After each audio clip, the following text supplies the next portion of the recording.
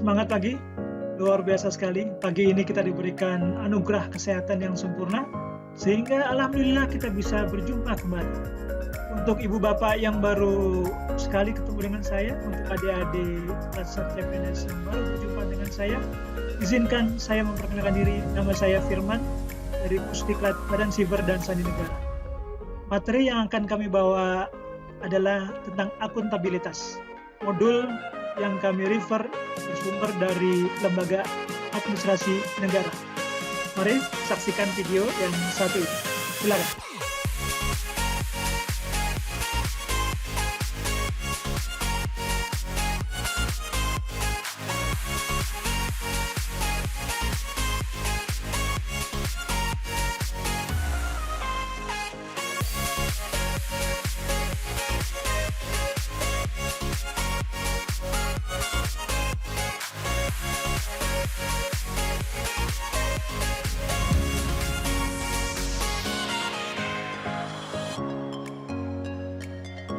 Selamat pagi, adik-adik Latsar CPNS golongan 3 dan ibu bapak sekalian yang sedang menyaksikan juga.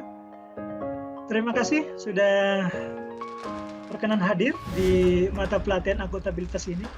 Mata pelatihan akuntabilitas PNS ini secara substansi pembahasannya berfokus pada fasilitas pembentukan nilai-nilai dasar akuntabilitas. Jangan lupa referensi dari modul ini yang kami pergunakan adalah dari Lembaga Administrasi Negara.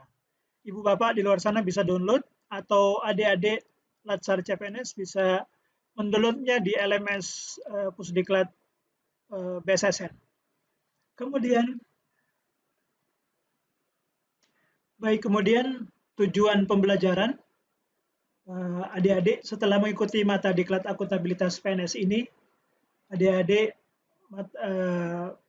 Latsar CPNS golongan 3 diharapkan mampu memahami nilai-nilai dasar dan konsep akuntabilitas serta mengaktualisasikannya. Kemudian mempunyai pilihan yang tepat dan benar ketika terjadi konflik kepentingan dalam masyarakat. Ini sering terjadi.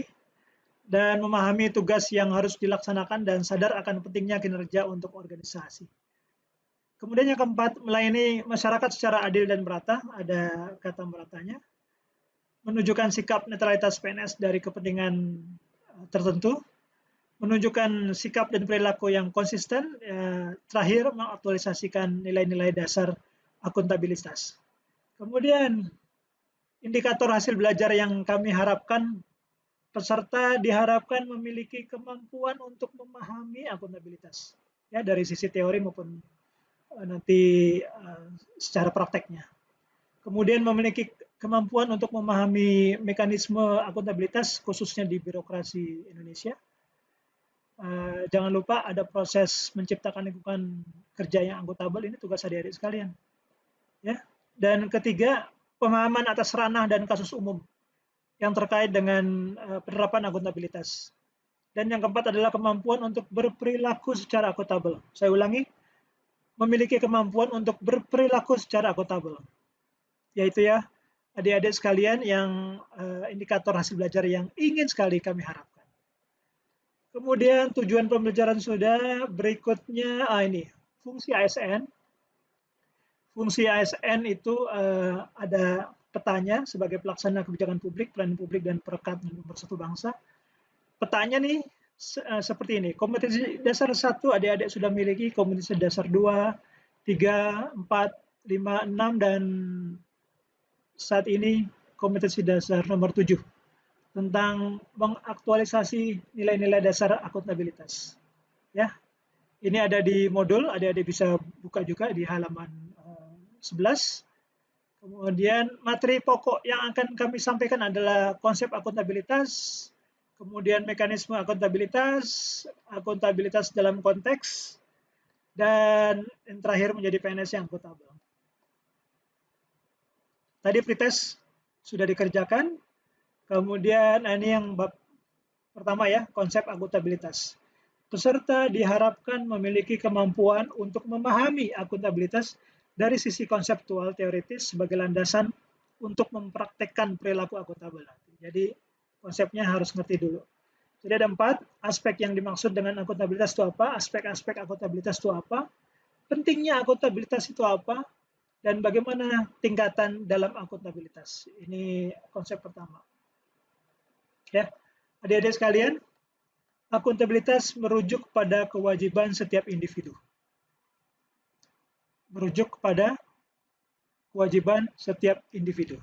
Saya ulangi, akuntabilitas merujuk pada kewajiban setiap individu, setiap kelompok atau institusi untuk memenuhi tanggung jawab yang menjadi amanahnya. Nah, adik-adik sekarang amanahnya baru menjadi calon PNS dan insya Allah pada gilirannya, insya Allah tahun depan, amanah itu berubah dari calon menjadi PNS. Tentunya amanah seorang PNS adalah menjamin terwujudnya nilai-nilai publik. Nilai-nilai publik seperti apa? Nah, ini seperti ini. Mampu mengambil pilihan yang tepat dan benar ketika terjadi konflik kepentingan. Biasanya ini apa? Masalah kedaerahan. Ya kan? Masalah suku. Kemudian yang hangat sekarang agama. Dan nempel juga ke ras. Suku, agama, dan ras. Ini tantangan tersendiri buat adik-adik. Kalau di zaman kami, waktu menjadi CPNS, hal seperti ini masih agak adabnya, nilai adabnya, ada ketabuannya gitu. Malu kalau kami harus mengatain seseorang karena dia beda suku dengan saya. Malu rasanya kalau kita harus bertengkar gara-gara beda agama. Malu juga rasanya kalau hanya beda ras. Itu dulu, Pak. Aman-aman aja saya pikir. Tapi hari ini, tantangan hari ini semakin besar dan ini jadi challenge buat adik-adik sekalian. Ya, itu yang pertama. Mampu mengambil pilihan yang tepat dan benar. Ada kata yang benar ya, tepat dan benar. Kemudian yang kedua, memiliki pemahaman dan kesadaran untuk menghindari dan mencegah keterlibatan PNS dalam politik praktis. Banyak sekali sekarang organisasi-organisasi muncul, organisasi-organisasi yang terbit, dan itu yang bisa membuat pengkotak-kotakan. Sayang sekali kalau kita satu grup harus terkotak-kotak karena ada unsur politis praktis. Nah, di sini challenging. Di sini amanah seorang PNS nanti yang akan adik-adik emban sekalian. Kemudian yang ketiga, memperlakukan warga negara secara sama dan adil dalam penyelenggaraan pemerintah dan pelayanan publik. Adik-adik pasti punya pengalaman mengalami rasa yang kayaknya diperlakukan tidak sama. Nah, mudah-mudahan itu adalah pengalaman adik-adik yang bisa adik-adik kembalikan, yang bisa adik-adik balik. Kalau saya diperlakukan tidak adil, saya juga akan melakukan ketidakadilan itu. Itu apa bedanya Anda dengan bapak yang atau ibu yang zaman dulu begitu? Anda harus balik. Anda harus balik. Anda, bapak, adik-adik harus memperlakukan warga negara secara sama dan adil dalam penyelenggaraan pemerintah dan pelayanan publik. Ya, itu yang ketiga. Yang keempat, menunjukkan sikap dan perilaku yang konsisten dapat diandalkan sebagai penyelenggara pemerintah. Konsisten, ingat garis bawah konsisten. Dan dapat diandalkan. Kalau contoh hal yang paling kecil di lingkungan kita, menjaga kebersihan misalnya. Contoh yang paling kecil, kalau kita konsisten membuang sampah pada tempatnya, dan kita sendiri dapat diandalkan bahwa sampah kita ini tanggung jawab kita. Carilah bak sampah yang paling dekat. Cari. Kalau ada, taruh di sana. Kalau nggak ada, misalnya sampah permen kah, sampah tisu, taruh di kantong. Nanti kalau keluar jalan, sambil jalan di lorong kah, di gang kah, atau di tanjakan, di dekat parkiran kah, ada bak sampah, ini kesempatan untuk menguras kosong. Kalau tidak ada orang yang bisa diandalkan, kita aja tidak andalkan. Mudah-mudahan kita jadi role model, ya. Dan ingat, amanah ini diberikan oleh Tuhan buat kita, luar biasa. Jadi harus dikerjakan. Kira-kira begitu ya. Baik. Kemudian aspek penting dalam akuntabilitas itu ada hubungan, ada hasil, ada laporan, ada konsekuensi, ada kinerja. Kita bahas satu-satu ya. Baik, aspek-aspek akuntabilitas. Accountability is a relationship, sebuah hubungan. Yang dimaksud adalah hubungan dua pihak antar individu. Anda dengan teman Anda itu adalah sebuah hubungan. Ya, kelompok dengan kelompok sebuah hubungan. Institusi dengan institusi sebuah hubungan. Nah, ini harus terjalin. Pemberi kewenangan tanggung jawab memberikan arahan yang memadai, beri bimbingan dan alokasi sumber daya sekiranya memang perlu ada alokasi sumber daya. Di lain sisi, individu ini juga bertanggung jawab untuk memenuhi semua kewajiban. Jangan lupa, akuntabilitas adalah sebuah hubungan. Oleh sebab itu, dalam akuntabilitas, hubungan yang terjadi antar hubungan yang bertanggung jawab antara kedua belah pihak. Jadi harus dua-duanya bertanggung jawab. Tidak bisa satu mau enaknya, satu mau nyamannya, nggak bisa. Dua-duanya harus bertanggung jawab. Itu makna dari aspek penting dalam akuntabilitas. Oke ya. Contohnya apa? Contohnya kami punya pengalaman di Humas dan melakukan kerjasama antar lembaga, antar instansi maksudnya. Jadi kalau dulu namanya Lembaga Sandi. Lembaga Sandi punya core business information security, kemudian harus menjalin hubungan dengan BNN misalnya, atau dengan Kementerian Luar Negeri misalnya, atau dengan Kemhan misalnya. Nah, hubungan ini harus dua-duanya saling bertanggung jawab. Ya, tidak boleh berat sebelah. Demikian juga kelompok misalnya, biasanya bagian. Tidak ada selo-selo. Misalnya bagian apa ya, bagian satu dengan bagian kedua, karena kabaknya atau kabitnya pernah bertengkar, sehingga anak buahnya ngegeng gitu. Anak buahnya ngegeng. Ini kan bahaya, bisa-bisa silo nanti. Kabak satu dengan kabak kedua tidak ada harmonisasi, tidak ada relationship. Seharusnya dalam institusi kabak ini harus relationship. Kalau tidak ada jalinan yang mesra, gimana anak buahnya akan berkolaborasi? Gimana sistem akan berjalan di institusi itu? Itu untuk yang kelompok. Kalau untuk yang individu, apalagi individu anggota tim, nggak ada anggota tim yang menonjol. Semuanya harus berkolaborasi. Seperti jari ini, nggak ada ibu jari mentang-mentang ibu jari, dia akan menonjol, nggak bisa. Coba dia ambil sesuatu, pasti agak susah. Tapi karena ada jari telunjuk, kemudian ada jari kelingking, maka mengambil barang itu dengan mudah sekali. Di sini ada harmonisasi, di sini ada kolaborasi, di sini ada hubungan. Ingat ya, aspek akuntabilitas nomor satu adalah hubungan. Oke, mudah-mudahan paham. Kemudian hasil. Accountability is result oriented. Berorientasi kepada hasil. Hasil yang diharapkan dari akuntabilitas itu apa? Perilaku aparat pemerintah yang bertanggung jawab. Apalagi yang diharapkan? Yang diharapkan adalah perilaku aparat pemerintah yang adil. Apalagi yang diharapkan? Perilaku aparat pemerintah yang inovatif. Dalam konteks ini, setiap individu, sekali lagi, setiap individu, setiap kelompok, setiap institusi dituntut untuk bertanggung jawab dalam menjalankan tugas dan kewajibannya, serta selalu bertindak dan berupaya untuk memberikan kontribusi untuk mencapai hasil yang maksimal. Contoh yang kami boleh bangga adalah tanda tangan elektronis. Alhamdulillah, cikal bakal dari Lembaga Sandi kemudian bertransformasi menjadi Badan Siber dan Sandi Negara. Ada produk yang kami unggulkan adalah tanda tangan elektronis. Nah, tanda tangan elektronis ini untuk apa? Untuk mempermudah sebuah administrasi yang tadinya perlu tanda tangan basah. Hari ini repot kalau mengandalkan tanda tangan basah dari seorang pimpinan. Jalan macet, PSBB di mana-mana, khawatir dengan COVID-19 misalnya. Jadi apa? Tinggal dikirim aja melalui media elektronik, kemudian pimpinan di sana tinggal mengesahkan, sah dengan tanda tangan elektronik, dan anak buah, staff, itu langsung bisa action. Itu kira-kira ya hasil yang bisa result oriented. Oke, kemudian yang tiga, laporan. Akuntabilitas membutuhkan adanya laporan. Accountability require reporting. Laporannya apa? Contohnya laporan kinerja adalah perwujudan dari akuntabilitas. Laporan kinerja. Dengan memberikan laporan kinerja, artinya mampu menjelaskan terhadap tindakan dan hasil yang telah dicapai. Saya mengerjakan sesuatu, harus ada laporan mengerjakan. nanti adik-adik mengerjakan sesuatu harus ada laporan kinerja. Institusi juga, institusi itu setiap tahun juga ada masalah-masalah penyerapan anggaran dan sebagainya ya. Kemudian proses pekerjaannya ini macet atau setengah macet atau gimana, nah itu juga harus ada laporan kinerja.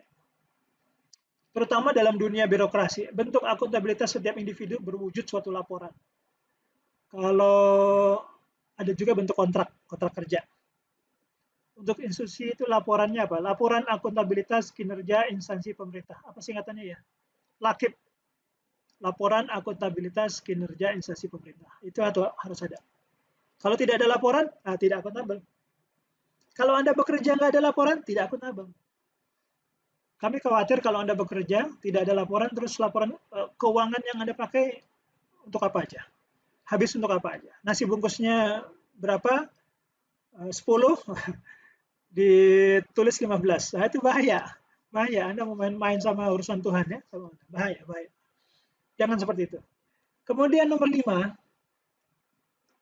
akuntabilitas memerlukan konsekuensi. Accountability is meaningless without konsekuensi. Kalau nggak ada konsekuensi, meaningless, nggak ada artinya. Akuntabilitas itu maksudnya kewajiban. Kewajiban menunjukkan tanggung jawab. Dan tanggung jawab menghasilkan konsekuensi.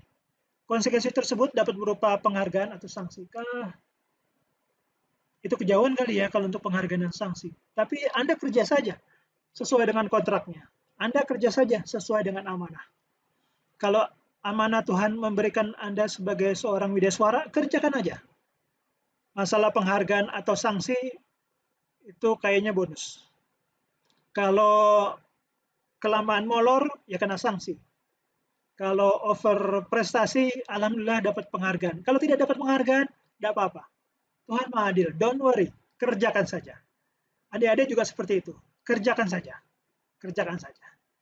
Baik, yang kalau hubungan sudah ada, result oriented sudah ada, laporan sudah ada, konsekuensi sudah ada, kemudian yang terakhir adalah akuntabilitas memperbaiki kinerja. Accountability improve performance. Improve performance. Jadi performance adik-adik itu bisa improve karena ada accountability. Tujuannya apa? Tujuan dari akuntabilitas adalah memperbaiki kinerja PNS dalam memberikan pelayanan kepada masyarakat. Pernah ingat kalau maaf. Ini kasus-kasus tertentu. Pernah ingat untuk bikin KTP apa yang tidak ada? Slipnya tidak ada, formulirnya tidak ada. Tapi di kesempatan lain kok orang mudah sekali membuat iktp ya. Mungkin dalam hanya hitungan sekian jam sudah selesai. Sementara ada juga yang terjadi formnya nggak lengkap, fotonya buram, segala macam. Ya, itu memang yang sesuatu yang menantang yang harus kita selesaikan. Dan memang itu tujuan utama dari akuntabilitas adalah untuk memperbaiki kinerja PNS dalam memberikan pelayanan kepada masyarakat. Jangan sampai masyarakat yang harusnya kita ayomi, pasal 33, yang harus kita payungi, yang harus kita layani menjadi tersia-sia. Kemudian apalagi dalam pendekatan akuntabilitas yang bersifat proaktif, akuntabilitas dimaknai sebagai sebuah hubungan dan sebuah proses yang direncanakan untuk mencapai tujuan yang telah ditetapkan sejak awal. Ada perencanaannya, penempatan sumber daya yang tepat. Kemudian terakhir ada evaluasi kinerja. Itu kira-kira ya. Jadi aspek penting dalam akuntabilitas ada 5. Dan saya yakin adik-adik bisa mencerna semuanya. Oke, kemudian mengapa akuntabilitas penting? Mengapa adik-adik? Dalam beberapa hal akuntabilitas sering diartikan berbeda-beda. Adanya norma yang bersifat informal tentang perilaku PNS yang menjadi kebiasaan. How things are done around here. Katanya begitu. Dapat mempengaruhi perilaku anggota organisasi atau bahkan mempengaruhi aturan formal. Misalnya apa ya? PP nomor 3 tahun 2010 tentang disiplin PNS belum sepenuhnya dipahami. Bahkan dibaca oleh setiap PNS pun kadang juga ada yang sudah baca, kadang ada yang juga belum. Ya, susul lah gitu. Dalam kondisi tersebut, PNS perlu merubah citra menjadi pelayan masyarakat yang mengenalkan nilai-nilai akuntabilitas dalam bentuk sikap dan perilaku PNS. Tulisannya Boven tahun 2007, akuntabilitas publik memiliki 3 fungsi utama. Sesuai dengan slide, seperti yang slide, untuk menyediakan kontrol demokratis misalnya, peran demokrasi. Itu akuntabilitas diperlukan dengan membangun suatu sistem yang melibatkan stakeholder dan user yang lebih luas. Misalnya apa ya, stakeholdernya PNS misalnya pihak swasta, legislatif, yudikatif, sampai tingkat kementerian maupun lembaga dan daerah.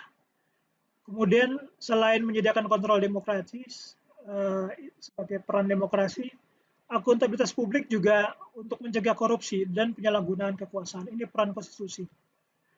Dan yang ketiga adalah untuk meningkatkan efisiensi dan efektivitas. Hal ini sebagai peran belajar. Akuntabilitas merupakan kontrak antara pemerintah dengan aparat birokrasi, serta antara pemerintah yang diwakili oleh PNS dengan masyarakat. Kontrak juga antara kedua pihak antara memiliki ciri khas, misalnya akuntabilitas eksternal, yaitu tindakan pengendalian yang bukan bagian dari tanggung jawabnya.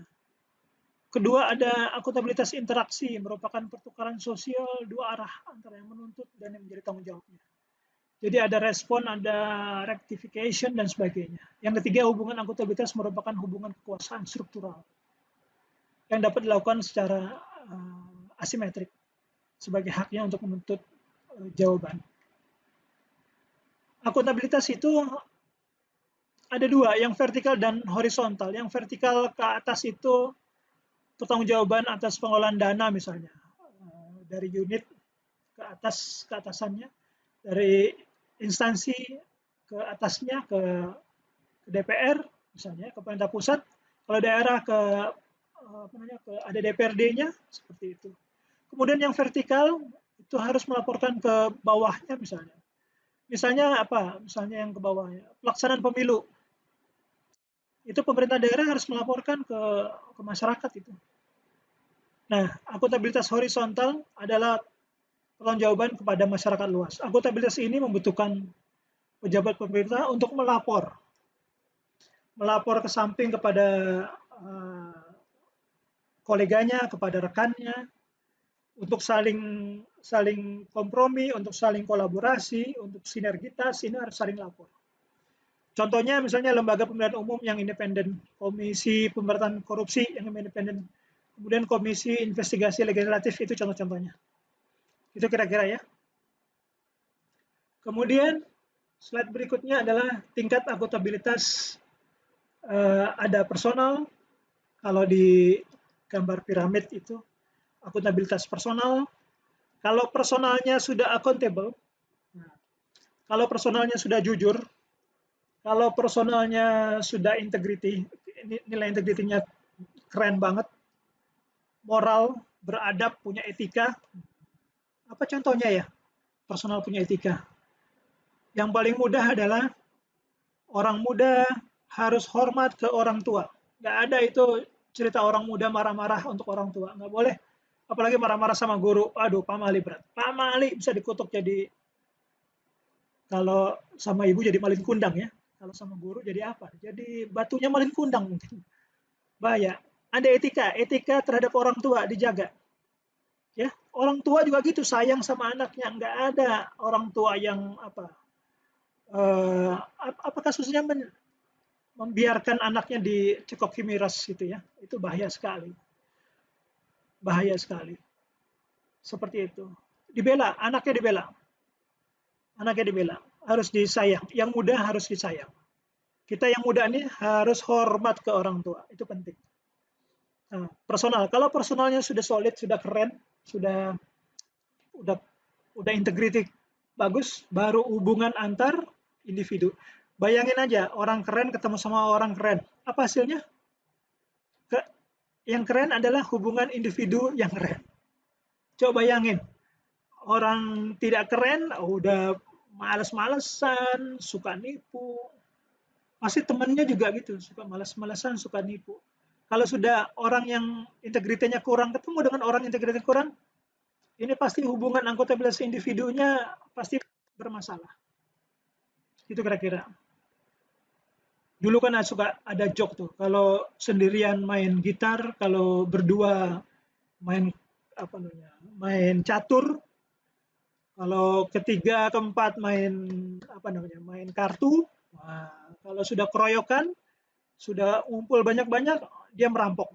Bayangin aja orang integritas kurang bertemu dengan 10 orang integritasnya kurang, bahaya. Seperti itu. Oleh karena itu kita adik-adik harus memaksakan diri. Amanah Tuhan ini harus dikerjakan. Challenging memang challenging, tapi adik-adik harus jujur. Walaupun sekitarnya nggak jujur, adik-adik jadi role model kejujuran.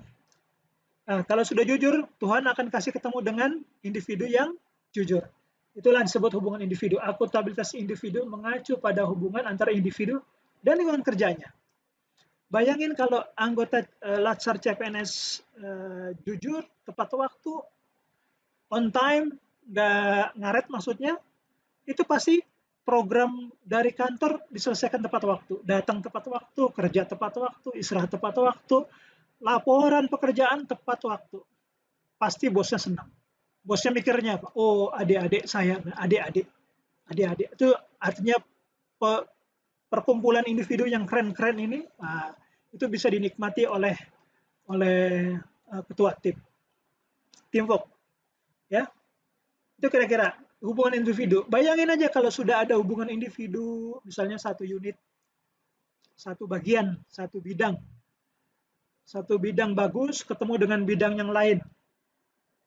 Nah, itu akan bagus. Bidang ketemu bidang bagus, maka direktoratnya akan bagus juga. Bapak Ibu, adik-adik juga bayangkan, kalau bidang yang satu ngeyel-ngeyelan sama bidang yang lainnya, bayangin nasibnya kepala direktoratnya, bayangin nasibnya direkturnya, pasti akan pusing. Nah, dia akan minta adik-adik kerja tim. Oleh karena itu dibina satu persatu dari individu, kemudian hubungan antar individu dan kelompok, teamwork. Bayangin kalau ada bagian dari bidang antara bidang yang mengerucut, maka akan jadi direktorat yang bagus. Direkturnya pasti akan suka. Lama-lama organisasinya, organisasi eselon satunya akan keren. Seperti itu. Akuntabilitas organisasi mengacu pada hasil pelaporan kinerja yang telah dicapai. Baik pelaporan yang dilakukan oleh individu terhadap organisasi maupun kinerja organisasi kepada stakeholder. Bayangin aja kalau orang level A ketemu dengan level A, membentuk bidang level A, kelompoknya jadi level A, maka organisasinya menjadi organisasi level A. Guaranteed tuh. Kalau sudah organisasinya level A, pasti akan bertemannya kepada stakeholder, mengajak ke level A, mengajak kepada kejujuran, kerja jujur, mengajak kepada integrity, mengajak kepada mewujudkan pelayanan dan kinerja yang adil, responsif, dan bermartabat. Nah, itu kira-kira tingkat akuntabilitas. Itu ya adik-adik ya. Baik. Oke, itu tadi bab 1. Nah, sekarang bab 2, mekanisme akuntabilitas. Untuk apa ini mekanisme? Mekanisme untuk mewujudkan organisasi di sektor publik yang akuntabel. Nah, ada empat dimensi. Ada 4 dimensi akuntabel. Yang pertama adalah akuntabilitas kejujuran dan hukum. Akuntabilitas hukum terkait dengan kepatuhan terhadap hukum dan peraturan yang ditetapkan. Kalau sudah ada peraturan, taati. Kalau sudah ada hukum, taati. Penuhi. Baik itu unsur pimpinan kepada bawahan, baik itu bawahan kepada unsur pimpinan, maupun unsur pimpinan, unsur bawahan kepada organisasi. Itu harus dipenuhi. Kemudian yang kedua, akuntabilitas proses. Proses apa yang dimaksud ini? Misalnya proses apakah sistem informasi di kantor itu sudah oke? Contohnya misalnya akuntabilitas untuk sistem informasi kepegawaian. Apakah setiap pegawai yang akan naik pangkatkah, naik jabatan itu sudah terlayani? Sudah terlayani dengan prosedur. Nah, seperti itu. Jangan sampai ada karyawan yang mau naik pangkat atau mau naik jabatan, dia terlunta-lunta karena harus mengisi lagi formulir yang sudah sekian lama dia isi. Karena harus menyerahkan fotokopi SK yang sudah dia setor sekian tahun yang lalu. Karena harus menyetorkan SK dan sprint yang dulunya sudah dia setorkan seperti yang itu. Kalau sudah ada sistem informasi yang baik, maka sudah sewajarnya organisasi melayani warganya. Organisasi melayani karyawannya. Kira-kira seperti itu. Jadi prosedur apa yang digunakan, apakah sudah cukup baik, apakah perlu diperbaiki, seperti itu kira-kira. Pengawasan dan pemeriksaan akuntabilitas prosesnya dilakukan untuk menghindari terjadinya korupsi, terjadinya kolusi, terjadinya nepotisme. Jangan-jangan ini bisa menimbulkan perpecahan. Kalau keluarganya pejabat, semua prosedur kenaikan pangkatnya mudah. Tapi karena dia orang yang nyebelin, maka kenaikan pangkatnya dibuat-buat. Saya kira tidak begitu prosesnya. Akuntabilitas proses harus terjadi. Akuntabilitas proses harus terjadi. Baik ya, kemudian akuntabilitas program. Apa itu akuntabilitas program? Program accountability. Akuntabilitas ini dapat memberikan pertimbangan apakah tujuan yang ditetapkan dapat tercapai, apakah ada alternatif program lain yang memberikan hasil maksimal dengan biaya minimal. Nah, ini saya ingin membagi sebuah pengalaman. Kalau saya sebut nanti GR instansinya. Baik, katakanlah instansinya itu ya, dia punya keputusan, pimpinan di sana punya keputusan bahwa kami organisasi perlu seorang eselon 3 kah atau perlu seorang eselon 2 kah dengan syarat A, B, C, D, E misalnya. Syarat itu terucap. Syarat itu terucap karena organisasi itu khusus misalnya. Katakanlah bahasa Inggrisnya, TOEFL-nya harus yang bagus, kemudian wawasan kebangsaan, wawasan internasionalnya, intelektualnya seperti itu. Kemudian public speaking-nya bagus. Nah, kalau skornya bagus, maka masukkan semua ke sistem. Pada saat sistem sudah terinput, karena di back end-nya sudah ada data yang bagus, tinggal diproses. Programnya akan jalan dan dia sebut bahwa kalau kriteria ini, maka akan muncul misalnya 3 nama. Nama pertama skornya 81. Nama kedua skornya 80,9, tipis-tipis. Yang ketiga 80,7 sekian, perbedaannya tipis. Dan 3 orang kandidat ini sudah memenuhi kriteria yang sudah dibuat oleh organisasi. Nah, hal seperti ini mempermudah untuk decision making dari seorang pimpinan. Karena database-nya sudah kuat, mungkin perlu ditambahin aplikasi program miningnya untuk misalnya pemilihan kriteria-kriteria itu, seperti itu. Jadi mempermudah pimpinan mengambil keputusan. Nih, akuntabilitas programnya seperti apa? Nah, bisa di sisi yang lain, kalau misalnya tidak ada sistem seperti itu, apa yang terjadi? Mungkin saja ada kroni di sana. Mungkin aja ada nepotisme. Saya suka Anda naik karena saya eselon 2 misalnya. Saya suka dengan seseorang itu, saya akan melakukan pendekatan PDKT ke bagian kepegawaian kepada HRD. Saya mau itu jadi eselon 3 saya. Kemungkinan itu ada. Tapi karena hal ini ditutup dengan akuntabilitas program, maka kemungkinan ini bisa hilang. Bagus kan? Jadi berbiaya minimal. Bagus kan? Nah, kira-kira seperti itu. Baik, yang keempat, akuntabilitas kebijakan. Apa itu? Policy accountability. Ini terkait dengan pertanggungjawaban pemerintah atas kebijakan yang diambil terhadap mungkin DPR, kepada DPRD-nya, atau kepada masyarakat luas. Ya, kebijakan instansi itu. Ya, kurang lebih seperti itu. 4 dimensi akuntabilitas tuntas, kemudian yang berikutnya mekanisme akuntabilitas birokrasi Indonesia. Di Indonesia, alat akuntabilitas antara lain ada perencanaan strategis, strategic plan, yang berupa rencana pembangunan jangka panjang, RPJP nasional.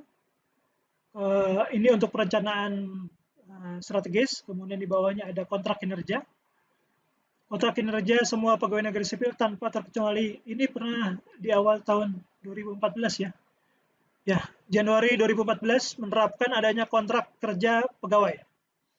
Kontrak kerja yang dibuat untuk tiap tahun. Setiap tahun ada kontraknya. Dan merupakan implementasi dari program pemerintah PP nomor 46 tahun 2011 tentang penilaian prestasi kerja PNS. Kemudian yang ketiga, LAKIP.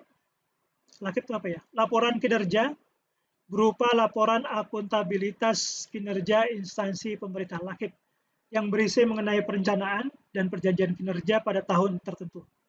Kemudian ada pengukuran dan analisis capaian kinerja serta akuntabilitas keuangan. Tiga-tiganya harus terlapor. Kemudian berikutnya menciptakan lingkungan kerja yang akuntabel. Menciptakan lingkungan kerja yang akuntabel itu sudah pasti sosok pimpinan memegang peranan. Jadi lingkungan yang akuntabel tercipta dari atas ke bawah. Nggak ada ceritanya dari bawah ke atas. Bisa dibayangkan kalau stafnya cekatan, capable, kemudian integritinya bagus, tapi di atasannya leyeh-leyeh. Tidak. Itu akan membunuh kedisiplinan bawahan, akan membunuh motivasi. Kalau ketemu pimpinan yang kurang bagus, maka akan membuat demotivasi stafnya, demotivasi. Nah, oleh karena itu lingkungan yang akuntabel tercipta dari atas ke bawah. Kasih tahu dulu sosok pimpinan dulu. Sosok pimpinannya bagus, maka ke bawahnya insya Allah lebih bagus. Lead by example. Nah, kalau bahasa Melayunya apa? Kepemimpinan melalui teladan. Itu kira-kira seperti itu. Baik, yang kedua adalah transparansi. Tujuan transparansi apa nih? Salah satunya tujuan transparansi adalah mendorong komunikasi yang lebih besar dan kerjasama antar kelompok internal dan eksternal.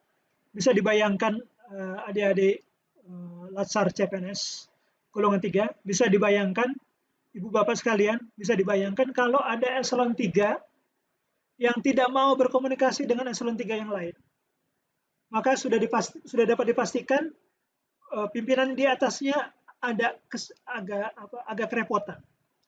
Nah, ngomong dong, transparansi dong, ada masalah apa gitu loh. Jadi supaya kalau ada kekurangan di bidang yang satu bisa diselesaikan oleh bidang yang lain. Bisa kolaborasi. Nah, itu harus ada transparansi, komunikasi, ada kerjasama. Kemudian apa? Yang kedua, memberikan perlindungan terhadap pengaruh yang tidak seharusnya. Kalau ada pengaruh-pengaruh yang koruptif misalnya, menyusun anggaran yang koruptif, itu bisa saling ingatkan. Bukan ditegur karena satu level kan ya. Eselon 3 saling tegur dengan eselon 3 yang lainnya. Eselon 2 saling tegur dengan eselon 2 yang lainnya. Staf juga gitu. Staf juga harus saling tegur dengan staf yang lain. Itu koruptif itu. Tolong dibuang lah seperti itu. Hal-hal seperti itu. Ya, kasih pimpinan data transparansi. Jadi supaya pimpinan bisa cepat mengambil keputusan yang baik dan benar. Itu yang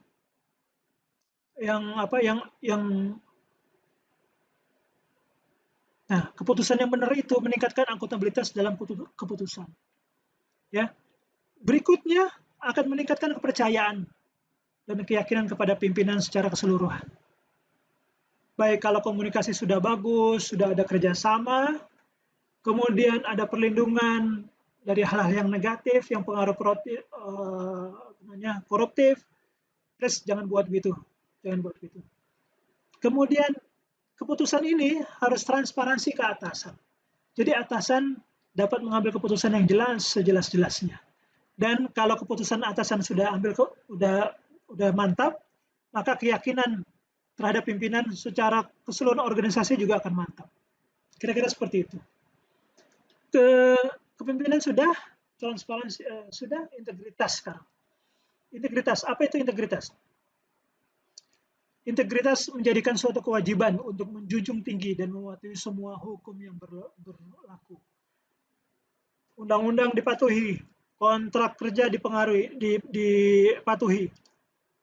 semua hukum dipatuhi, integritas institusi dipatuhi. Jadi kalau institusi sudah ada integritinya, maka hubungan dengan publik, hubungan dengan stakeholder juga akan patuh. Itu kira-kira. Kemudian yang keempat, tanggung jawab. Tanggung jawab tanggung jawab institusi dan perorangan memberikan kewajiban bagi setiap individu dan lembaga bahwa ada suatu konsekuensi dari setiap tindakan yang telah dilakukan. Tanggung jawab. Kalau memang ada kelalaian program yang belum selesai, tanggung jawab. Pimpinan harus ambil alih. Kalau misalnya sistem informasinya terkendala, tanggung jawab pimpinan.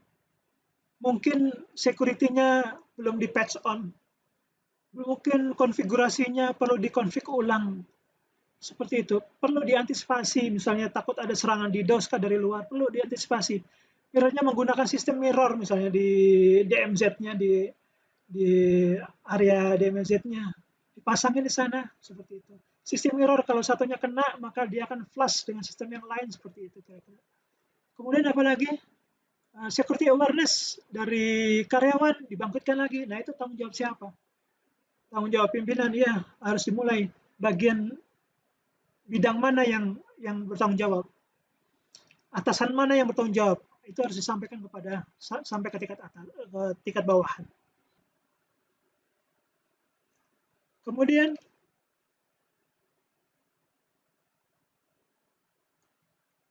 baik, tanggung jawab sudah, kemudian keadilan.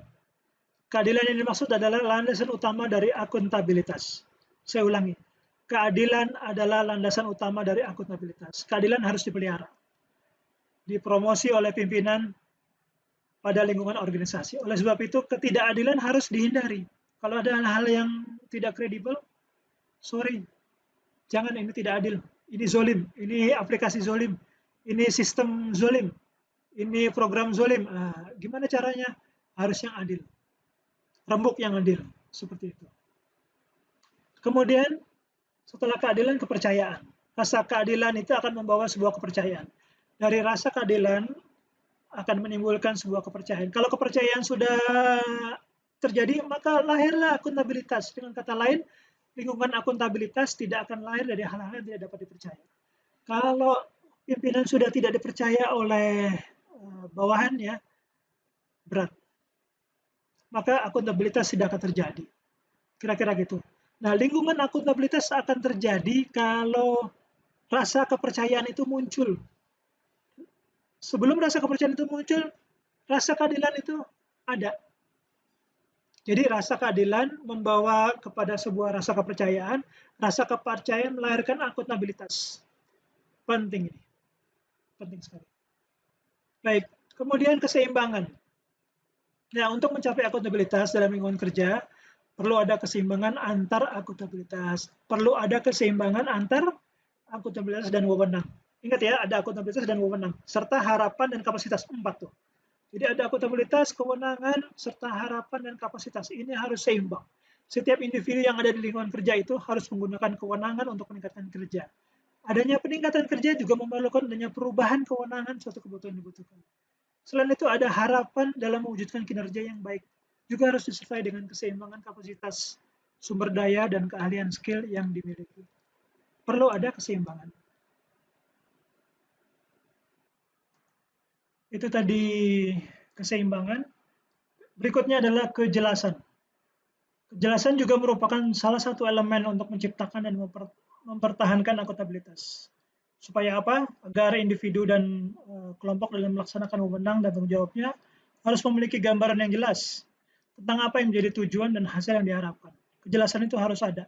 Jadi fokus utama untuk kejelasan adalah mengetahui kewenangan, peran dan tanggung jawab misi organisasi, kinerja yang diharapkan organisasi, dan sistem pelaporan kinerja baik individu maupun organisasi.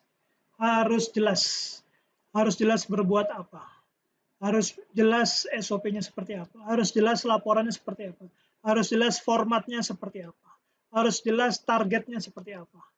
Nah, kemudian berikutnya konsistensi. Konsistensi menjamin stabilitas. Konsistensi menjamin stabilitas. Penerapan yang tidak konsisten dari sebuah kebijakan, ya bisa lingkungan kerja jadi tidak akuntabel. Kalau penerapannya, kebijakannya nggak konsisten, prosedurnya nggak konsisten, sumber daya yang dipakai ini mau dipakai 3 PC ya kah, mau dipakai 2 PC, atau bagaimana nih sumber dayanya nih seperti itu. Apakah boleh berbagi apa tidak? Apakah menggunakan cloud kita atau pakai cloud yang lain? Bagaimana dengan sistem antivirusnya? Kita harus pakai apa tidak nih ya? Kalau konsistensinya nggak ada, ya lingkungan kerjanya tidak akuntabel, akan melemah. Kalau sudah melemah, maka kredibilitas anggotanya juga melemah, organisasinya juga akan melemah. Begitu ada serangan DDoS, gelap. Tapi kalau konsisten, semua perangkatnya harus terkoneksi dengan antivirus yang bagus.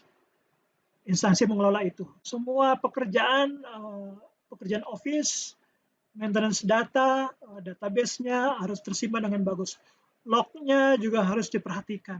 Patching-nya harus, kalau semuanya konsisten, insya Allah mau ada serangan seperti apa tetap kuat. Tetap kuat. Itu konsistensi yang bisa melahirkan, menciptakan lingkungan kerja yang akuntabel. Nah, kemudian ini ada langkah-langkah yang harus dilakukan dalam menciptakan framework akuntabilitas. Oke, mulai dari mana? Dari 5 langkah ini yang harus dilakukan dalam membuat framework akuntabilitas di lingkungan PNS, mulai dari menentukan tujuan yang ingin dicapai dan tanggung jawab yang harus dilakukan. Tujuan dulu. Jadi tujuannya mau kemana nih? Driver, nakoda, pilot. Tujuan pesawat ini mau kemana nih? Jangan sampai Anda mau ke Jakarta malah belok ke Surabaya. Kira-kira seperti itu. Jadi tentukan tujuan dan tanggung jawabnya. Ya. Hal ini dapat dilakukan melalui penentuan tujuan dari rencana strategis organisasi, mengembangkan indikator, ukuran, dan tujuan kinerja, mengidentifikasi peran pejabat ini, perannya seperti apa, tanggung jawabnya seperti apa. Eselon 2 ini perannya seperti apa, tanggung jawabnya seperti apa. Individu ini perannya seperti apa, dan tanggung jawabnya seperti apa.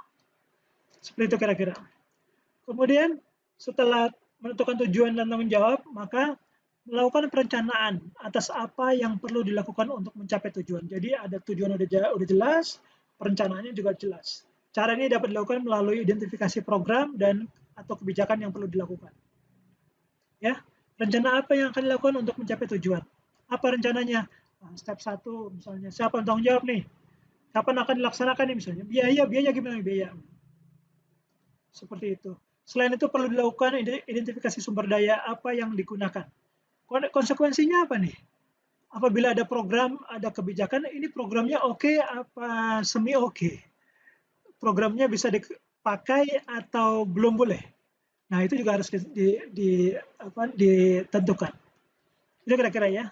Setelah ada tujuan dan tanggung jawab, ada perencanaan, maka berikutnya lakukan implementasi monitoring kemajuan. Lakukan implementasi dan memantau kemajuan. Sudah tercapai mana nih? Sampai mana?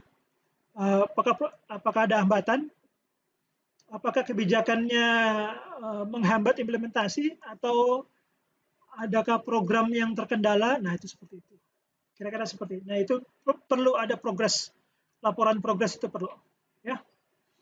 Kemudian memberikan laporan hasil secara lengkap. Jangan lupa semuanya baik betul maupun salah, baik berhasil maupun salah. Seperti jurnal aja. Jurnal kan jujur ya. Jurnal publikasi karya ilmiah kan jujur. Kalau risetnya gagal, bikin jurnal gagal. Nggak apa-apa, banyak kok. Kalau misalnya jurnalnya sukses, ya harus bikin jurnal sukses.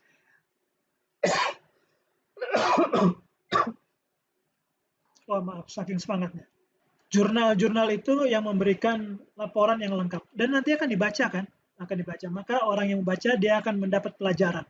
Akan mendapat manfaat bahwa ini sudah dikerjain loh, dan itu gagal. Ini sudah dikerjain loh, dan itu berhasil. Kita tinggal meneruskan aja. Meneruskan untuk suksesnya. Jadi jangan mengulangi kegagalan, tapi meneruskan kesuksesannya. Kemudian setelah itu ya evaluasi.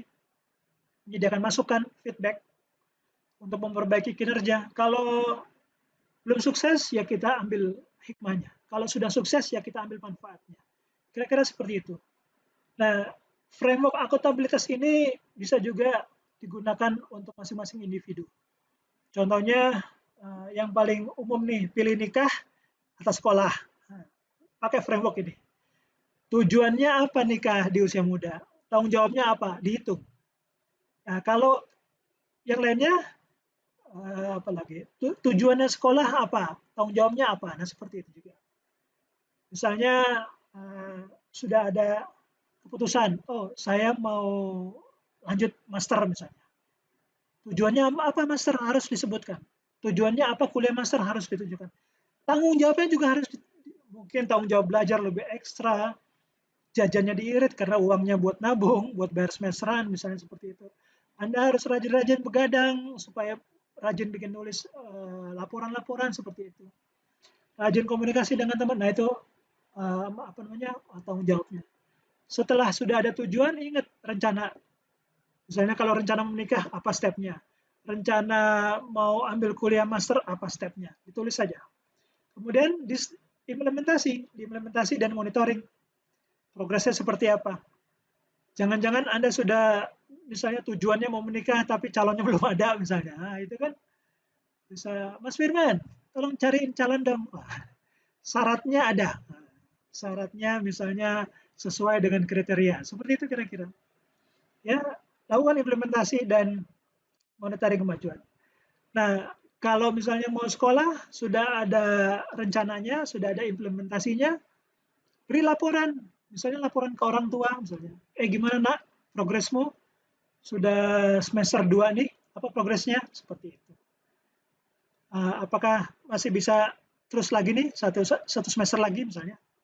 Bagaimana dengan pembiayaan? Ada masalah dengan biaya? Atau ayah perlu share, perlu tambah? Oh, jangan ya. Saya akan mandiri ya. Oh, saya akan jualan. Misalnya jualan apa? Pertamini misalnya. Atau saya akan apa? Bermain saham misalnya. Waduh, luar biasa sekali main saham. Nah, itu semuanya harus dievaluasi, ya. Kira-kira seperti itu. Demikian juga dengan program instansi. Program instansi tujukan dulu tujuannya apa. Tujuannya sistem informasi kepegawaian misalnya. Tujuannya apa? Kemudian tanggung jawabnya apa? Nah, rencananya apa nih? Step by step-nya untuk apa nih? Sistem informasi kepegawaian, tanggung jawabnya ini, rencananya seperti ini. Apa yang dilakukan, siapa yang melakukan, stepnya bagaimana, pembiayaannya gimana, dan sebagainya, dan sebagainya.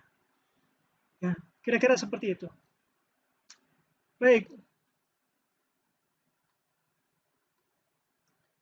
Bab 2 selesai, sekarang masuk ke bab 3. Baik, masuk ke bab berikutnya, bab 3, akuntabilitas dalam konteks. Ini apa ini maksud? Peserta diharapkan memiliki pemahaman atas ranah dan kasus umum yang terkait dengan penerapan akuntabilitas secara menyeluruh dalam organisasi. Konteksnya apa ini? Konteksnya transparansi dan akses informasi.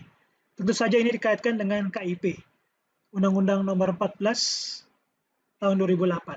KIP ini secara substansial, saya bacakan, adalah memberikan jaminan konstitusional agar praktik demokratisasi dan good governance bermakna bagi proses pengambilan kebijakan terkait kepentingan publik yang bertumbuh pada partisipasi masyarakat maupun akuntabilitas lembaga penyelenggara kebutuhan publik.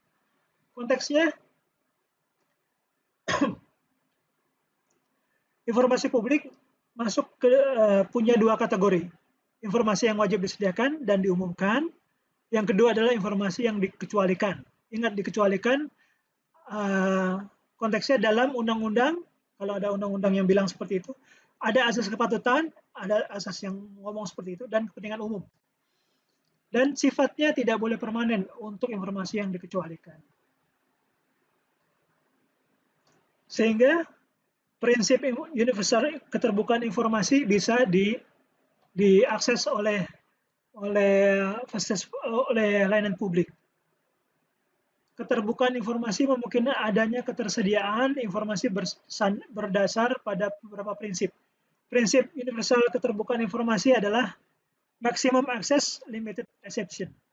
Pada prinsipnya semua informasi terbuka dan boleh diakses. Kecuali tadi ya, informasi yang dikecualikan. Yang sifatnya terbatas, hanya informasi yang dibatasi dan pembatasannya itu tidak berlaku permanen. Kemudian permintaan tidak perlu disertai alasan. Jadi akses terhadap informasi merupakan hak setiap orang, ya. Konsekuensi dari rumusan ini adalah setiap orang mengakses informasi tanpa harus disertai alasan. Ini ngomong universalnya dulu ya, nanti praktek-prakteknya belakangan. Jadi universalnya ngomongnya seperti ini. Jadi semua informasi kalau minta nggak pakai alasan, kasih aja. Seorang pengacara publik tidak perlu menjelaskan secara detail untuk apa yang membutuhkan informasi misalnya. Prinsip ini penting untuk menghindari munculnya penilaian subjektif pejabat publik, serta memutuskan permintaan informasi tersebut. Pejabat publik bisa saja khawatir informasinya disalahgunakan. Ya, harus khawatir. Tapi kita ngomong prakteknya nanti ya. Kita ngomong universal dulu ya. Kemudian yang ketiga adalah mekanisme yang sederhana, murah, dan cepat. Nilai dan daya guna suatu informasi sangat ditentukan oleh konteks waktu. Kalau seorang wartawan tanya misalnya nih, dia punya deadline kan untuk meminta informasi ke instansi tertentu. Misalnya. Nah itu bisa dalam kasus lain misalnya seorang penggiat HAM, hak asasi manusia, membutuhkan informasi yang cepat, murah, dan sederhana. Itu harus terlayani. Apakah nanti ada anomali? Ya, kita ngomong anomali setelah nanti ya. Kita ngomong universal dulu. Baik, nomor 4, informasi harus utuh dan benar. Informasi yang diberikan kepada pemohon haruslah informasi yang utuh dan benar. Jika enggak gimana? Jika tidak benar gimana? Jika tidak utuh gimana? Nah, dikhawatirkan menyesatkan pemohon. Dalam aktivitas pasar modal, misalnya di bursa, ada ketentuan yang melarang memberikan informasi yang tidak benar dan menyesatkan. Seorang advokat atau akuntan publik misalnya mencantumkan klausul disclaimer misalnya. Seperti di video saya ini, di awal video ada disclaimer. Itu menunjukkan bahwa video ini khusus untuk proses belajar mengajar dalam lingkup Latsar CPNS golongan 3. Kalau ibu bapak di luar sana ingin mengambil manfaat, dipersilakan. Tapi ingat disclaimer saya bahwa untuk kepentingan edukasi saja. Baik, kemudian yang kelima, informasi proaktif. Badan publik dibebani kewajiban untuk menyampaikan jenis informasi tertentu yang penting diketahui publik. Misalnya informasi tentang bahaya, tentang bencana alam, itu wajib di-share. Ya. Kemudian perlindungan pejabat yang beretikat baik. Ada kalanya pejabat yang beretikat baik perlu dilindungi. Ya. Supaya apa? Supaya informasi yang keluar dari beliau itu bisa dihargai. Dan pejabatnya, sosoknya perlu dilindungi. Ya, jangan ada ancaman-ancaman. Perlu ada jaminan dalam undang-undang bahwa pejabat yang beretikat baik harus dilindungi. Ya, pejabat publik yang memberikan informasi kepada masyarakat harus dilindungi. Betul. Berikutnya adalah praktek kecurangan atau fraud dan perilaku korup. Kalau dari keterangan dari Institute of Internal Auditor (IIA) menjelaskan bahwa sekumpulan tindakan yang tidak diizinkan dan melanggar hukum yang ditandai dengan adanya unsur kecurangan yang disengaja. Kemudian kalau International Standard of Auditing seksi 240, tindakan yang disengaja oleh anggota manajemen perusahaan, pihak yang berperan dalam governance perusahaan, karyawan, atau pihak ketiga yang melakukan pembohongan atau penipuan untuk memperoleh keuntungan yang tidak adil atau ilegal. Itu fraud. Pada umumnya fraud ini terjadi karena 3 hal. Peluang itu ada, tekanan itu ada, dan sikap membenarkan ada. Peluang itu apa? Peluang ini biasanya muncul sebagai akibat lemahnya pengendalian internal. Sistem auditornya lemah. Keterbukaan kesempatan ini juga dapat menggoda individu atau kelompok yang sebelumnya tidak memiliki motif untuk melakukan fraud karena lemahnya auditornya atau stafnya auditor atau bagian auditor sehingga dia tergoda. Karena ada peluang itu ya dia menggoda. Kira-kira seperti itu ya. Kemudian adanya tekanan, insentif atau tekanan untuk melakukan fraud. Beberapa contoh pressure dapat timbul karena masalah keuangan pribadi. Ada juga kemudian yang kedua insentif atau tekanan untuk melakukan fraud.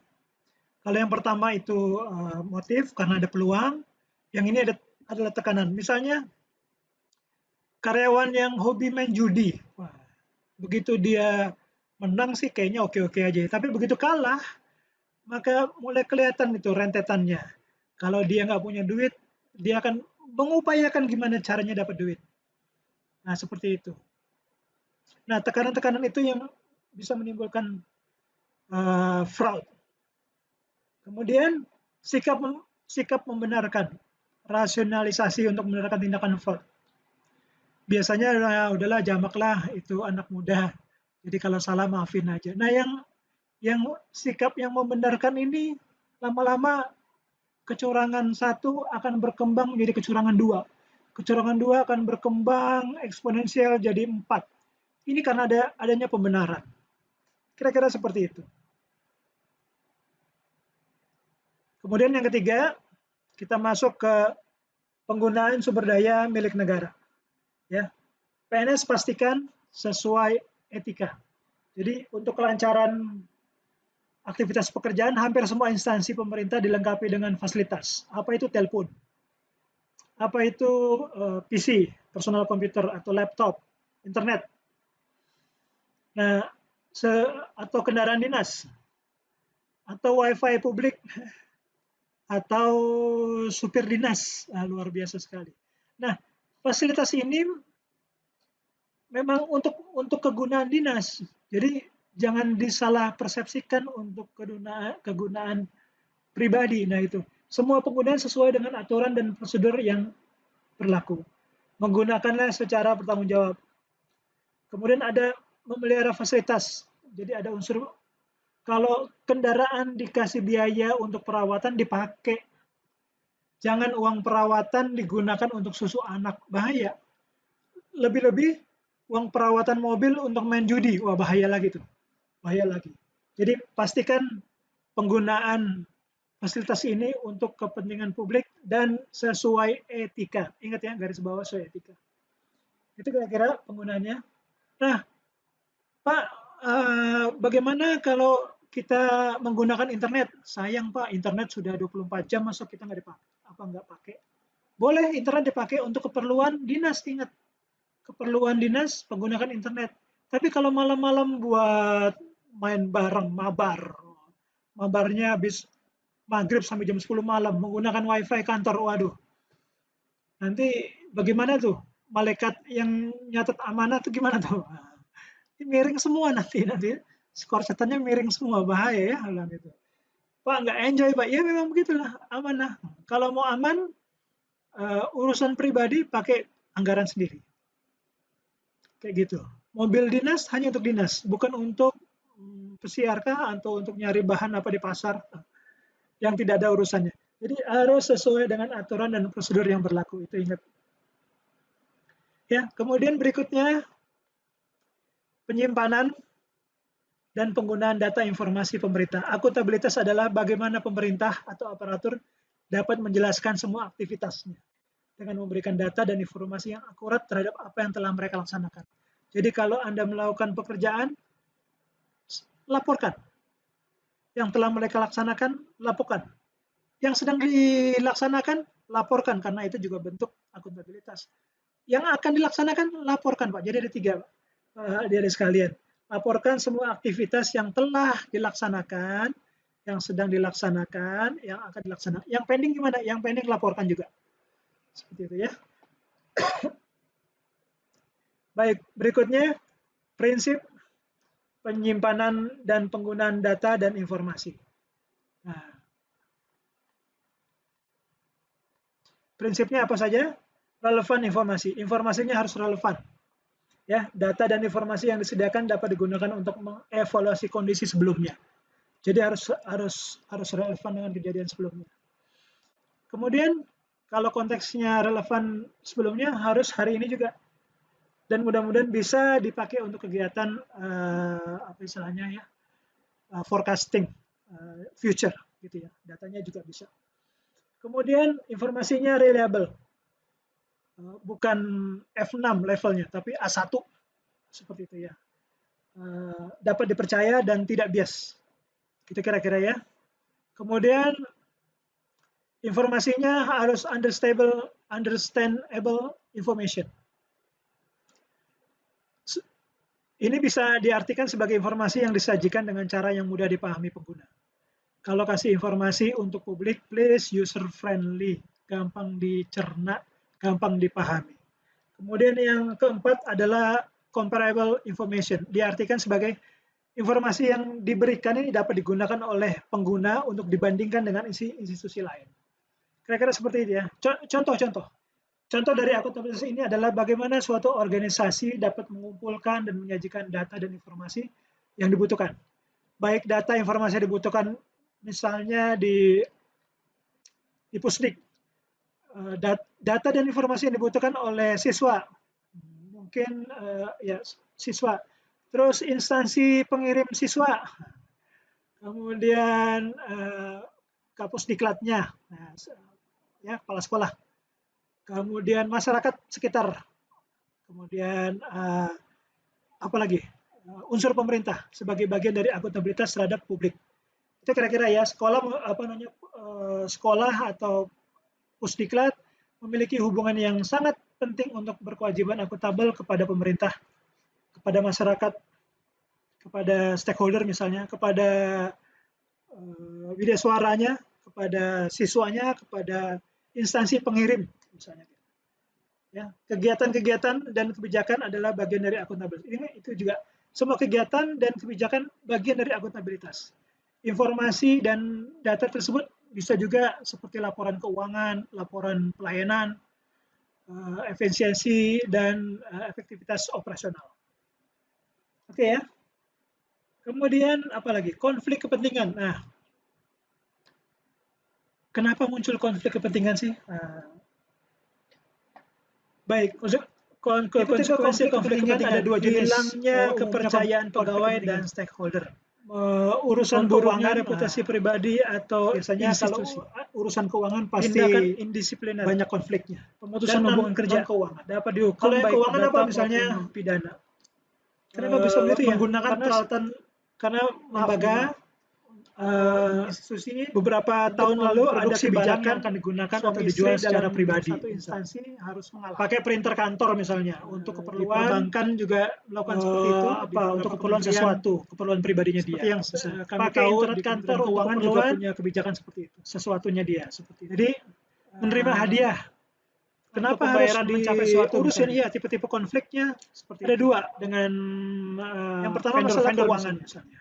Itu kan sering ada ya sumber daya lembaga termasuk dana peralatan juga perlu daya aparatur untuk kemudian menerima dana untuk menyediakan informasi. Jadi kalau menggunakan ada orang dalam lembaga misalnya mencari informasi ini, nah informasi itu dibarter dengan uang. Terus itu juga menimbulkan dijual. Nah, itu ya contohnya apa Pak? Contohnya menerima hadiah dari pemasok atau materi promosi tanpa otoritas yang tepat, ya, itu seperti itu. Ada juga ya. Yang tadi keuangan, yang sekarang non keuangan. Apa itu contohnya begini? Untuk non keuangan misalnya penggunaan posisi atau wewenang untuk membantu diri sendiri atau orang lain. Nah, ini yang seringkali terjadi oleh para pejabat. Contohnya berpartisipasi sebagai anggota pansel misalnya, tanpa menggunakan koneksi, asosiasi, atau keterlibatan dengan calon misalnya. Kan sering ada seperti itu. Kemudian menyediakan layanan layanan atau sumber daya untuk kepentingan grup misalnya. Misalnya mau ada kelompok tertentu mau menggunakan bis untuk kepentingan kelompok, boleh nggak pinjam bis kantor? Nah, seperti itu. Boleh nggak pinjam tenda milik kantor? Misalnya seperti itu. Atau enggak RT saya perlu sound system. Boleh nggak ya saya pinjam sound system kantor buat keperluan RT saya, misalnya seperti itu. Nah, ini konflik nih. Ini konflik. Kemudian bagaimana caranya mengidentifikasi konflik kepentingan? Caranya tugas publik dengan kepentingan pribadi. Pilih tugas publik versus kepentingan pribadi. Kemudian ada nggak potensialitasnya? Mungkinkah ada manfaat bagi saya sekarang atau di masa depan? Nah, itu yang sangat bahaya. Kalau sudah menjalin berpotensi seperti itu sangat bahaya. Mungkin Anda sekarang sebagai staff oke-oke aja bergaul dengan apa ya, dengan vendor tertentu misalnya. Itu dibaikin, hubungannya dibaikin, lama-lama kan Anda kan pasti akan naik pangkat. Pada saat naik pangkat jadi struktural, kemudian Anda punya wewenang, bagaimana itu? Pasti rekan lama menjadi prioritas kan? Nah, itu dia. Perlu diperhatikan. Kemudian ada bagaimana cara mengidentifikasinya? Yang ketiga adalah proporsional. Apakah keterlibatan saya dalam keputusan ini adil atau tidak ya? Nah, seperti itu. Proporsi lah, proporsi. Kemudian presence of mind. Waduh, apa konsekuensinya jika saya mengabaikan konflik ini? Bagaimana jika keterlibatan saya dipertanyakan publik? Ya, kalau publik nanya. Coba kalau dibalik, bagaimana jika keterlibatan saya ditanya sama malaikat? Malaikat jawabaniyah, luar biasa kan? Waduh, Firman, Firman, kamu bermain mata dengan ini. Wah, bahaya tuh. Mungkin di dunia selamat, mungkin di dunia aman-aman, tapi nanti di hisab, di alam hisab, berat itu, miring. Kemudian apalagi cara mengidentifikasinya janji? Apakah saya membuat suatu janji atau komitmen dalam kaitan dengan permasalahan ini? Nah, bahaya tuh. Bahaya tuh. Anda membuat perjanjian, kalau lulus dapat sekian, wah bahaya lagi tuh.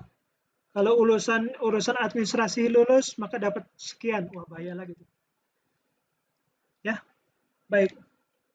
Kemudian konsekuensi kepentingan konflik. Nah, itu pasti ada hilang kepercayaan. Kalau ada orang melakukan seperti itu, hilang kepercayaan. Saya sudah tidak percaya Anda lagi. Kalau pimpinan sudah tidak percaya kepada Anda, aduh, bagaimana nasib Anda? Padahal Anda baru memulai karir. Nah, itu dia. Ya. Kemudian reputasi Anda pasti jelek. Di mata teman-teman pasti jelek, di mata bawahan pasti jelek, di mata atasan juga jelek. Nah, apalagi konsekuensinya? Kena indisipliner. Nah, mungkin juga suruh resign. Anda resign aja lah. Nah, seperti itu. Atau dapat, kalau misalnya heboh banget, dapat dihukum baik perdata maupun pidana.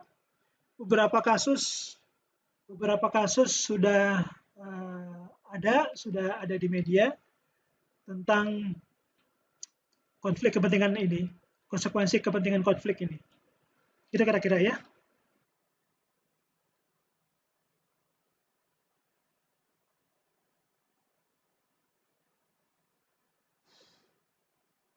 Baik,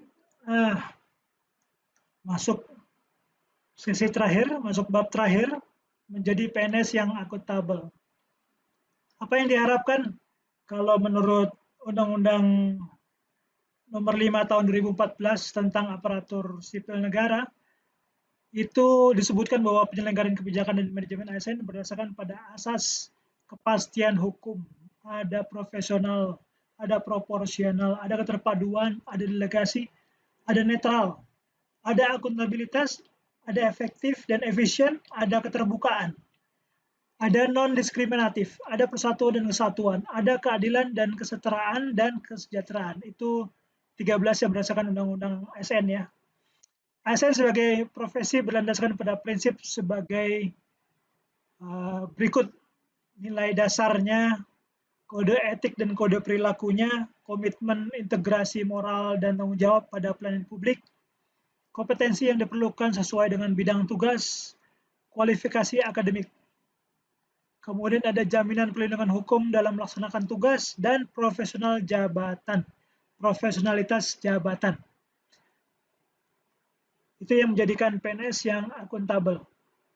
Ngomongin apa sih itu? Ini ada 1, 2, 3, 4, 5, 6, 7. Nah, apa yang diharapkan dari seorang PNS perilaku individu? Personal behavior. Ya, PNS itu bertindak sesuai dengan persyaratan legislatif. PNS bertindak sesuai dengan kebijakan lembaga dengan kode etik. PNS tidak mengganggu, tidak menindas, tidak mendiskriminasikan teman, rekan, nggak ada bully-bully ya, atau anggota masyarakat. Kebiasaan kerja PNS perilaku dengan tempat kerja pribadi dan profesional. Hubungannya berkontribusi harmonis. Antara tempat kerja sama rumahnya harus harmonis. Ya, PNS memperlakukan anggota masyarakat dan koleganya dengan hormat, penuh kesopanan, kejujuran, dan keadilan. PNS membuat keputusan adil, tidak memihak, dan segera. Memberi pertimbangan untuk semua informasi yang tersedia. PNS melayani stakeholders, lingkup pemerintah, lingkup swasta, dan masyarakat. Setiap hari dengan tepat waktu. Kalau memang PNS tugas pokoknya memberikan pelayanan, lakukan. Kira-kira seperti itu. Kemudian yang kedua, perilaku berkaitan dengan transparansi dan akses informasi. Nah, transparansi and official information access. PNS tidak mengungkap informasi resmi. PNS tidak mengungkap dokumen yang diperoleh selain yang dipersyaratkan oleh hukum. Jadi ada otoritinya ya. Kemudian PNS tidak menyalahgunakan informasi resmi. Kayaknya seru juga ya kalau PNS di Kementerian Keuangan, apalagi yang fokus ke pasar modal misalnya, bisa membocorkan gitu ya, beli saham ini, beli ini, beli ini, beli ini. Wah, seru juga ya, bilang gitu. Bisa bahaya tuh, bisa bahaya. Oke. Jadi kalau akuntabel, PNS tidak menyalahgunakan informasi resmi. Kemudian PNS mematuhi persyaratan legislatif, mematuhi kebijakan setiap instansi, semua arahan pimpinan. Ya, itu dia. Kemudian yang ketiga, menghindari perilaku yang curang dan koruptif. PNS tidak terlibat dalam penipuan atau korupsi. Please, memang banyak senior-senior Anda yang sudah secara secara hukum sudah kena kasus korupsi, sudah kena delik korupsi. Nah, itu bukan berarti kalau abangnya boleh korupsi, adiknya enggak gitu. Itu berarti bahwa Anda harus membalikkan kondisi seperti itu. Adik-adik harus berjiwa anti koruptif. Kalau contohnya sudah ada, jawab saja, itu kan abang-abang saya. Kalau saya insya Allah aman. Kalau saya tidak mau curang, kalau saya tidak mau koruptif, saya takut dengan Tuhan saya. Nah, itu dia ya. PNS dilarang untuk melakukan penipuan. Nah, itu dia. PNS dilarang berbuat curang dalam menggunakan posisi dan wewenang. PNS melaporkan setiap perilaku curang atau korup. Jangan kong kali kong, laporkan saja. PNS melaporkan setiap pelanggaran kode etik. PNS memahami dan menerapkan kerangka akuntabilitas yang berlaku di sektor publik. Udah capek dengarnya ya? Enggak ya? Baik. PNS yang akuntabel yang keempat. Perilaku terhadap penggunaan sumber daya negara. Waduh. Use of public resources. PNS bertanggung jawab untuk pengeluaran yang resmi. Oleh karena itu, kalau nanti Anda terbang, jangan lupa boarding pass-nya disimpan. Bukti tiket hotel, bukti bill hotel. Kalau taksi pakai pengeluaran yang resmi tercatat. PNS menggunakan sumber daya yang didanai publik secara teliti dan efisien. PNS hanya menggunakan pengeluaran yang berhubungan dengan pekerjaan. Please, kalau oleh-oleh bukan bagian dari pekerjaan, jangan dimasukkan ke bil tagihan. Oleh-oleh pakai duit sendiri. Ya. Kemudian PNS tidak menggunakan waktu kantor atau sumber daya untuk pekerjaan partai politik atau keuntungan pribadi atau keuangan. Please, ini yang senang main game di luar jam kantor, hati-hati. Atau yang berbisnis di jam kantor, hati-hati. Hati-hati ya. Gunakan aja fasilitas sendiri. Toh, Anda tidak akan rugi kan? Baik. PNS mematuhi kebijakan dan pedoman dalam penggunaan setiap instansi komputasi dan komunikasi fasilitas, dan menggunakan sumber daya tersebut secara bertanggung jawab. PNS berhati-hati untuk memastikan bahwa setiap perjalanan dinas yang dilakukan untuk tujuan resmi dan benar-benar diperlukan. PNS menggunakan kekayaan dan barang milik negara secara bertanggung jawab, secara efektif, dan secara efisien. Itu yang keempat. Yang kelima, perilaku berkaitan dengan penyimpangan dan penggunaan data serta informasi pemerintah. Record keeping and use of government information. PNS bertindak dan mengambil keputusan secara transparan. PNS menjamin penyimpanan informasi yang bersifat rahasia.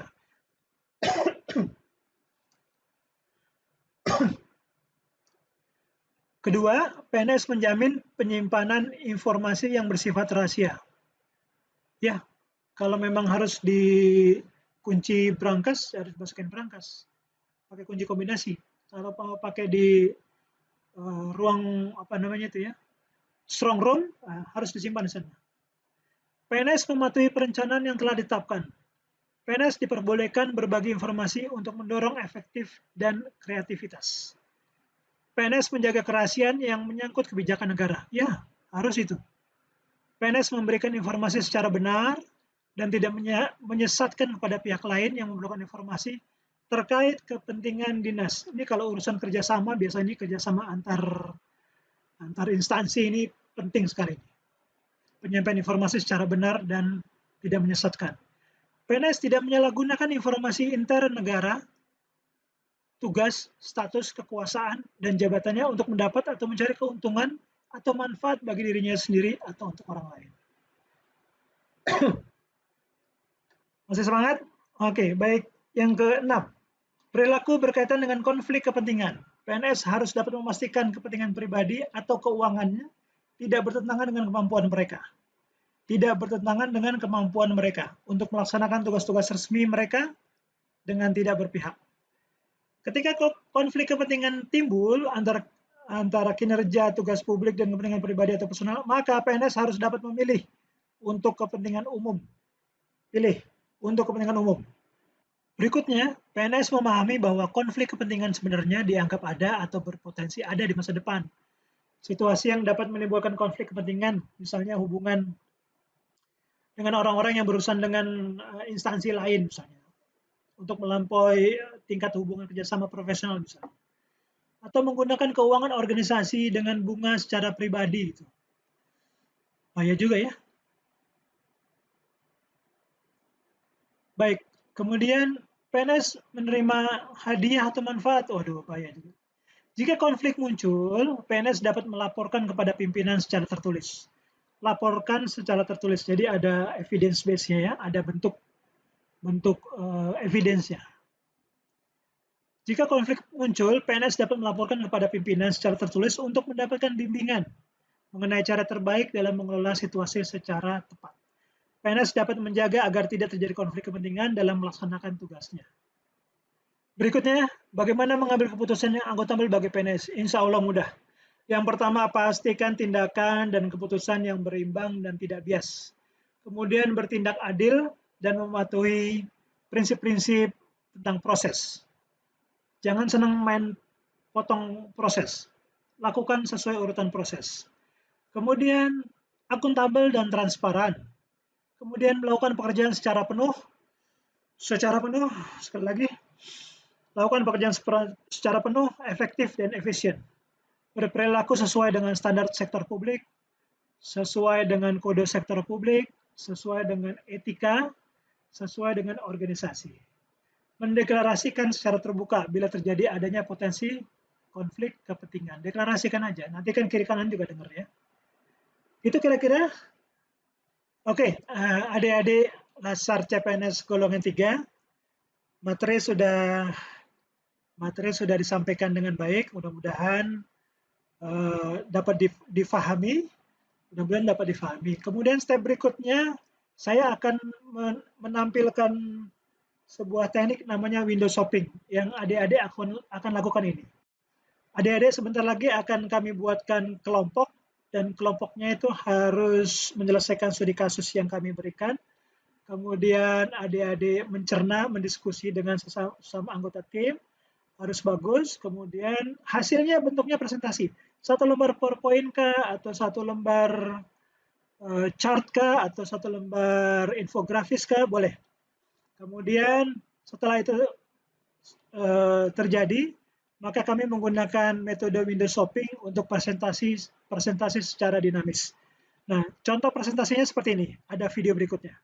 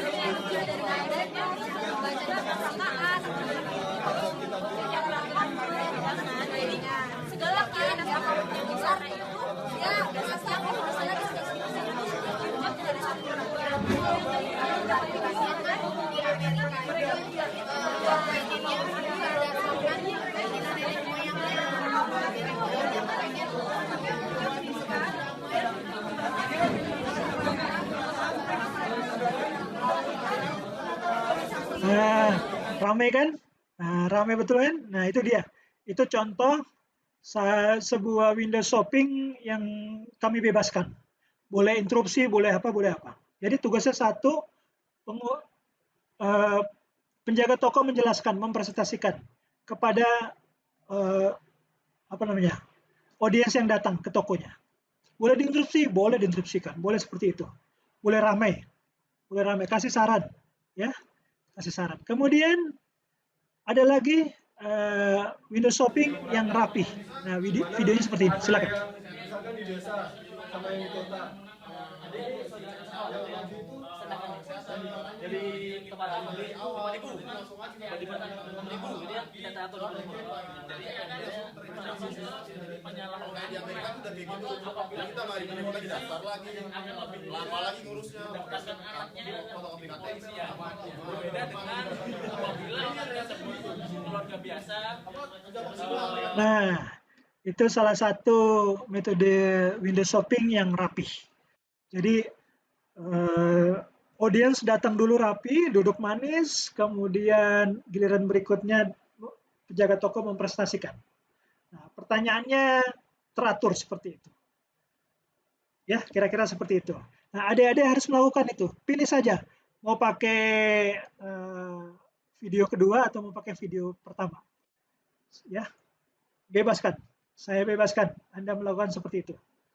Kemudian nanti hasilnya kita presentasikan di Zoom paripurna. Di Zoom paripurna sesuai jadwal. Gitu adik-adik, selesai semua, sudah diberikan, dan terima kasih. Luar biasa sekali. Itu adalah video tentang akuntabilitas, khususnya untuk Latsar CPNS golongan 3. Ibu Bapak dan adik-adik yang budiman, terima kasih sudah menyaksikan. Jangan lupa, sekiranya ini bermanfaat, lakukan subscribe dan like tentunya. Satu lagi share untuk ke keluarga adik-adik sekalian, ke teman-teman sejawat, khususnya di keluarga ASN seluruh Indonesia. Baik, terima kasih. Sampai jumpa dalam kesempatan